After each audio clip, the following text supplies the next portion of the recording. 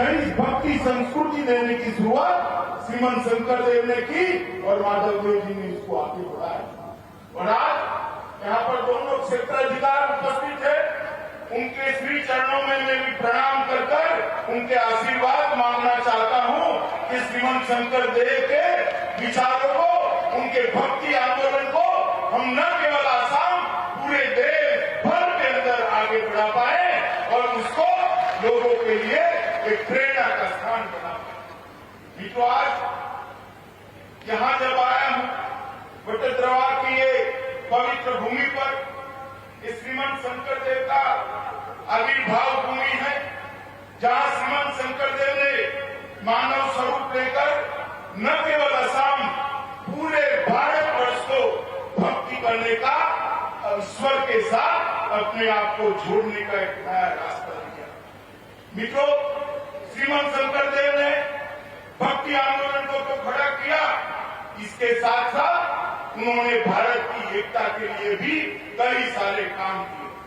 जब श्रीमंत शंकरदेव का ये याद करते हैं तब मालूम पड़ता है कि भारत माता के प्रति उनका कितना बड़ा लगाव। उन्होंने कहा, कोटि कोटि जन्म अंतरे जहाट आसे महापुण्य राशि, शीश कदाचित मनुष्य होवर भारत वरिष्ठ आसे। इसका मतलब है कोटि कोटि जन्म तक आप पुण्य करते हैं और महान पुण्य का योग होता है, वे ही कदाचित ये पवित्र भारतवर्ष में जन्म लेने के अधिकारी। तो इन्होंने पूरे पूर्वी क्षेत्र को कितनी दूरदर्शी के साथ भारत के साथ जोड़ने का प्रयास किया और उसी को देखते हुए महात्मा गांधी ने आजादी के आंदोलन के वक्त एक बहुत बड़ा वाक्य श्रीमंत शंकरदेव के लिए कहा, आसाम सही में बहुत भाग्यशाली है कि 500 साल पहले यहाँ शंकरदेव ने जन्म लिया, जिन्होंने आसामियों का एक ऐसा आदर्श किया जिसने राम राज्य की कल्पना को पुनर्जीवित किया है। शासन कैसा होना चाहिए, शासन का उद्देश्य क्या होना चाहिए? शासन का उद्देश्य गरीब, दबे, कुचले उनको आगे बढ़ाने का होना चाहिए, राम राज्य की स्थापना का उद्देश्य आगे होना चाहिए। और आज मुझे बहुत आनंद है, इसी बजट में हेमंत बिश्व शर्मा जी ने हमारे मुख्यमंत्री सर्बानंद जी के नेतृत्व में 180 करोड़ की लागत से युगों युगों तक श्रीमंत शंकरदेव का यहाँ पर एक बहुत बड़ा स्मारक बनाने का काम। और मैं बधाई देना चाहता हूँ दोनों लोगों को, हमारे मुख्यमंत्री सर्बानंद जी और वित्त मंत्री हेमंत बिश्व शर्मा की सालों से स्थान राज देखता था, अरे कोई तो आए, 500 साल हो गया, श्रीमंत शंकरदेव के विचारों को, उनके बताए रास्ते को, उनके बनाए नव वैष्णव पंथ को एक पुनर्जीवित करे, उसको सम्मान दे और आने वाली सदियों तक पूरी आसाम और देश को रास्ता बताने का काम करे। 15 साल तक कांग्रेस की सरकार रही, मगर कभी श्रीमंत शंकरदेव की भूमि को उन्होंने पुण्यस्थली मानकर उसको एक बहुत बड़ा स्मारक बनाने का काम नहीं किया। जो है वो स्वतंत्र सेनानी बागेश्वरी फुकनोनी, तिलक डेका, लक्कीकांत हजारिका, ठोगरुम सूद, बलोराम सूद, कोलाई कोच, होमोकांत बरुआ, हेमोरम पटोर, ये सभी लोगों की भूमि है जिन्होंने आसाम की अस्मिता के लिए जान दी। और ये भूमि भारत रत्न गोपीनाथ बरदोलोई की भी भूमि है, जिनके कारण आज आसाम भारत का अभिन्न अंग बना है। गोपीनाथ जी न होते तो शायद आसाम आज भारत के साथ जुड़ा नहीं होता। और मित्रों, हमारे अभी अभी एशियाई खेल में स्वर्ण पदक विजेता हेमादास नौगांव से ही है, गायक पापोन भी यहां से है। ये भूमि ने भारत को बहुत कुछ दिया है। श्रीमंत शंकरदेव से लेकर गायक पापोन तक ढेर सारे लोगों ने भारत के संस्कार को, भारत की संस्कृति को मजबूत करने का काम किया है। मित्रों, आज श्रीमंत शंकरदेव और श्री श्री माधवदेव, ये दोनों के प्रयासों को आगे बढ़ाने के लिए, ये भक्ति आंदोलन को आगे बढ़ाने के लिए, ये नव वैष्णव आंदोलन के संस्कार को आगे बढ़ाने के लिए एक बहुत बड़ा काम यहाँ होने जा रहा है। और मुझे बहुत गर्व है और अभिमान भी है कि ये काम जब हो रहा है तब मैं यहाँ उपस्थित हूँ और यहाँ से नामघर में जाकर श्रीमंत शंकरदेव के चरणों में मेरे श्रद्धा सुमन भी अर्पित करने वाला हूँ। मित्रों, श्रीमंत शंकरदेव ने कला को, नृत्य को, नाट्य को, संगीत को, जो समाज जीवन की सहज वृत्ति प्रवृत्ति थी, उसको भक्ति के साथ जोड़ने का काम किया और भक्ति आंदोलन से पूरे समाज को जोड़ने का काम किया। और मित्रों, इसलिए मैं कहता हूं कि आज जो हम करने जा रहे हैं, ये युगों तक यहां पर इसको श्रीमंत शंकरदेव के संदेश को आगे बढ़ाएंगे। सिर्फ यहां पर नहीं, श्रीमंत शंकरदेव के जन्म स्थान पर नहीं, आसाम सरकार ने 8000 से ज्यादा नामघरों को जो 50 साल से पुराने हैं उसको 2.5 लाख रुपया देकर नामघरों को मजबूत कर ये आंदोलन को नई दिशा बख्शी। और मैं तो चाहता हूं कि अभी भी कुछ दिन बाकी है, मुख्यमंत्री जी और हेमंत विश्व शर्मा यही है, ये संख्या 8000 से 25,000 तक कर दीजिए तो सालों तक श्रीमंत शंकरदेव को विचार को आगे बढ़ाने का काम होगा। मित्रों, जब हम शंकरदेव को याद करते हैं तब हम सब ने एक बात याद रखनी चाहिए, जो भारतीय नहीं है वो असमिया नहीं हो सकता। और आज बटद्रवा का विकास का संकल्प जो हो रहा है, इसके अंदर अपने 12 वर्षों के तीर्थासन से लौटकर महापुरुष शंकरदेव जी ने सबसे पहले वैष्णव धर्म का एक शरणम नाम मत की शिक्षा का प्रवचन देना प्रारंभ किया था। यहाँ मणिकूट, कीर्तनगर, चारीहाटी निर्माण भी करवाया। वो जगह, वो जो हरड़ वृक्ष है, वहां पर ये स्मारक बनने जा रहा है। मित्रों, कीर्तनगर और कई सारे चीजें यहाँ पर मजबूत होने वाली है। अतिथि गृह बनेगा, कला केंद्र बनेगा, खेलकूद परिसर बनेगा, सभागार बनेगा, यात्रियों को रहने के लिए निवास बनेंगे, एक बहुत अच्छा संग्रहालय बनेगा, स्वास्थ्य का देखभाल केंद्र बनेगा, बच्चों के लिए टॉय ट्रेन बनेगी और आकाश गंगा का सौंदर्यीकरण करते हुए संगीतमय फुव्वारा, प्रतिमा और मूर्तियों की स्थापना भी होगी और बहुत बड़ा संचार केंद्र भी बनने वाला है। अपने आप में एक परिपूर्ण स्मारक बनाने का काम हेमंत विश्व शर्मा और हमारे मुख्यमंत्री सर्बानंद सोनोवाल ने किया है। मैं भारतीय जनता पार्टी की ओर से, भारत सरकार की ओर से ये दोनों को बहुत बहुत बधाई और साधुवाद देना चाहता हूं। मित्रों, मोदी जी के नेतृत्व में पूरे उत्तर पूर्व के अंदर, न केवल आसाम, पूरे उत्तर पूर्व के अंदर विकास की नई शुरुआत की। एक जमाना था कि आसाम आंदोलनों से जाना जाता था, हिंसा से जाना जाता था, अलग अलग प्रकार के आंदोलन यहां पर खड़े होते थे। आज मोदी जी ने आसाम का गौरव बढ़ाने के लिए तो जो कुछ कर पड़े वो करा। आसाम का गौरव बढ़ाने के लिए मोदी जी ने पीछे मुड़कर कुछ नहीं देखा। हमारे सुधाकंठ डॉक्टर भूपेन हजारिका को भारत रत्न देकर असम का सम्मान करने का काम भारतीय जनता पार्टी की नरेंद्र मोदी सरकार। यहां पर तरुण गोगोई जो कांग्रेस के नेता थे, कांग्रेस के मुख्यमंत्री थे, मगर उनका भी बड़ा योगदान था। उनको पद्म भूषण से सम्मानित करने का काम भी भारत के प्रधानमंत्री नरेंद्र मोदी जी ने कहा।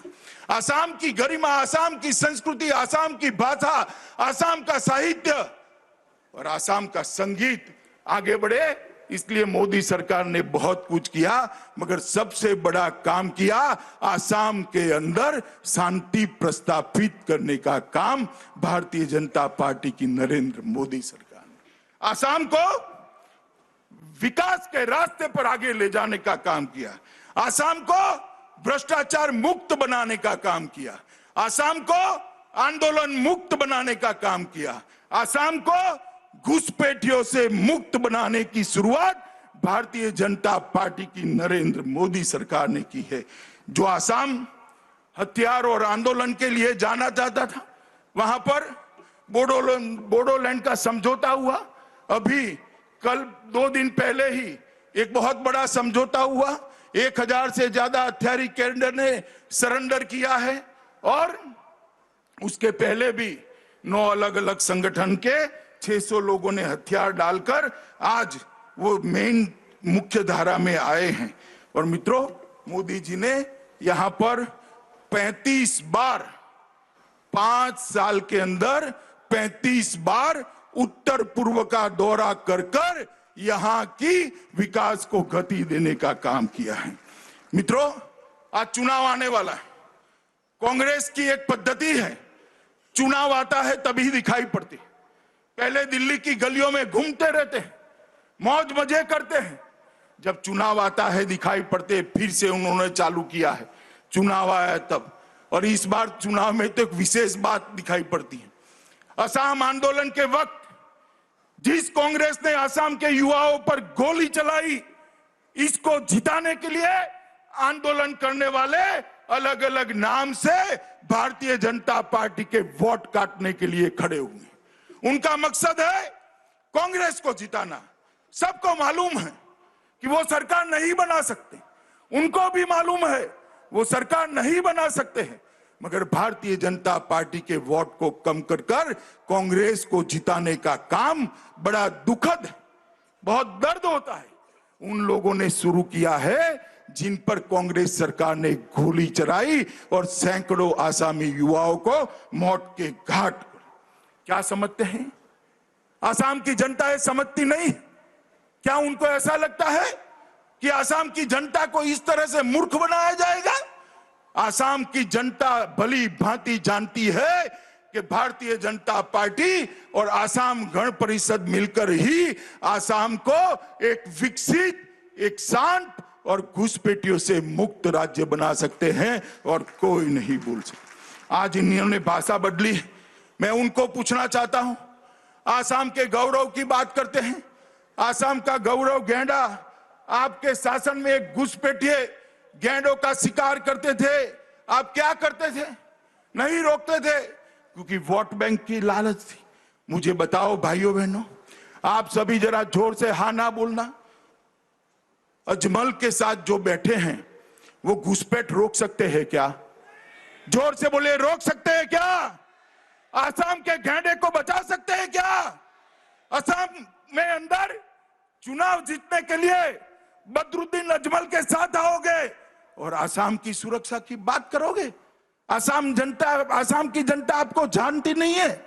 आप क्या बदरुद्दीन अजमल की भाषा नहीं सुनते हो? इस प्रकार की घोर कौमवादी बात करने वाले के साथ कुर्सी के मोह में आप निकले हो। आसाम की जनता आपको जानती है। मित्रों, मैं ज्यादा कुछ कहना नहीं चाहता, बहुत कुछ काम किया है, मैं अभी बताऊंगा थोड़ी देर के बाद, मगर एक काम करना भी बाकी रह गया। हम आसाम को बाढ़ मुक्त बनाना चाहते हैं। मोदी जी आसाम को बाढ़ मुक्त बनाना। आसाम को हर बार बाढ़ की प्रताड़ना झेलनी पड़ती, और बाढ़ के कारण लाखों करोड़ों लोग अपना स्थान छोड़कर जाते हैं।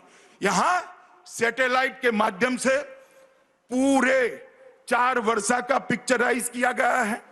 ऐसे स्थान ढूंढे गए हैं जहां से पानी को डाइवर्ट कर कर बड़े बड़े तालाब बनाए जाएंगे, वहां पर्यटन क्षेत्र बनाए जाएंगे, वहां इरिगेशन के लिए बहुत बड़ा पानी का एक तालाब बनाया जाएगा, और आसाम को बाढ़ मुक्त करने का काम किया जाएगा। मित्रों, मैं आज आसाम की जनता को कहने आया हूं, एक बार भारतीय जनता पार्टी की सरकार बना दीजिए।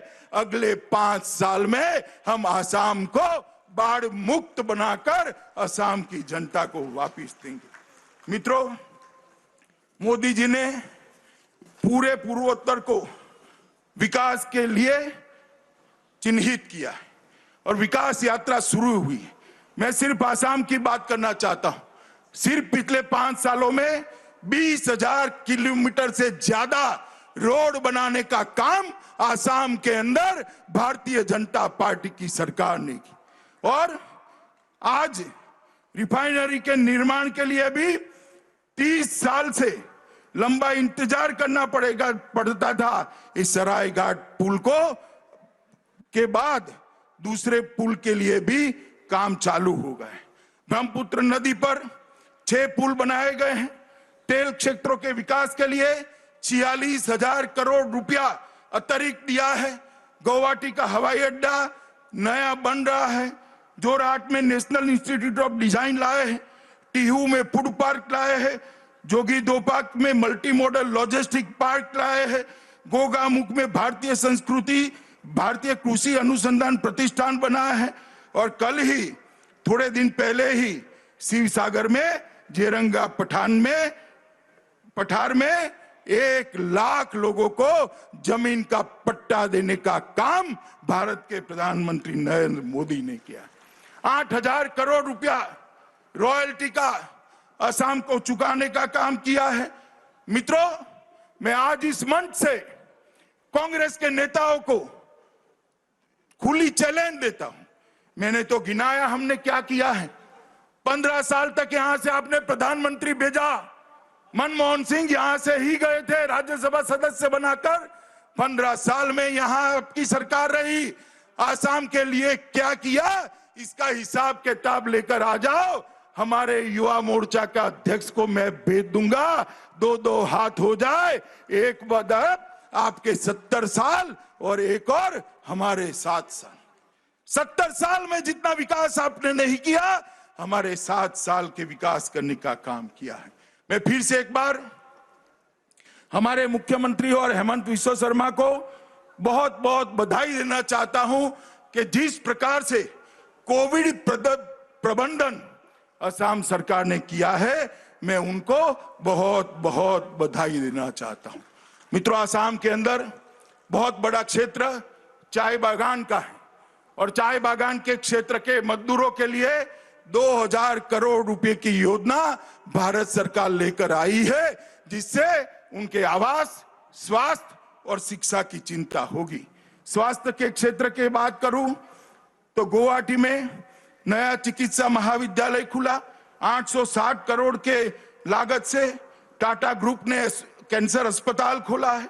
लखीमपुर, नौगांव, धुबरी, कोकराखार, तिनसुकिया और नलबाड़ी में 6 नए मेडिकल अस्पताल खोले हैं और आयुष्मान भारत पीएम जय के साथ यहां पर अटल अमृत अभियान भी चलाया गया है।